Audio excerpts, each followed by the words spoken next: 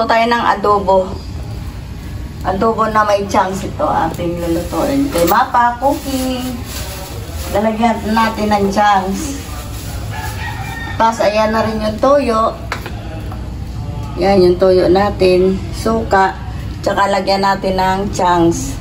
Adobo na may chunks naman para kakaiba. Tapos ito yung ating laurel. O magigisa na tayo. Ready na natin yung kawa. Yung ating manok andyan na. Yung bawang ko andyan na rin. Baka namatay ata yung aking bawang, sibuyas, andyan na. 2 kilong manok yung ating adobo.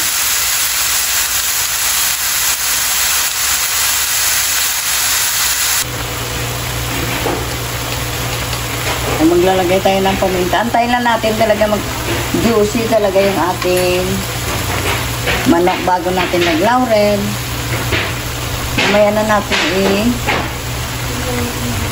antayin na natin magmamantika siya tsaka natin lagyan ng toyo at suka.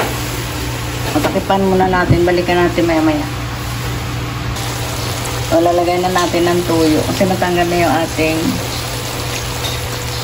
nagbantika na siya kaya lagyan natin ng toyo.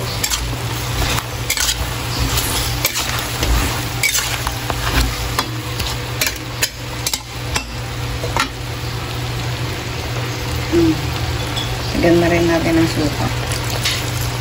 So hindi mahaluin, hayaan mo lang ito dyan. Lalagay na rin natin yung ating chunks.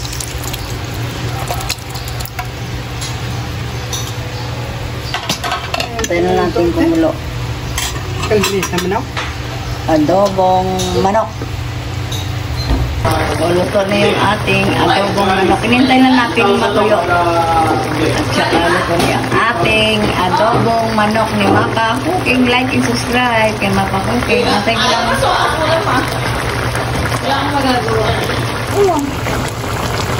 Ayan yung ating adobong manok.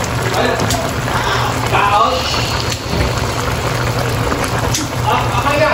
Yung case, okay na yung case. Pagkain nyo na lang. Okay na yung ating adobo manok. Ang sarap-sarap. Like and subscribe. Thank you for watching.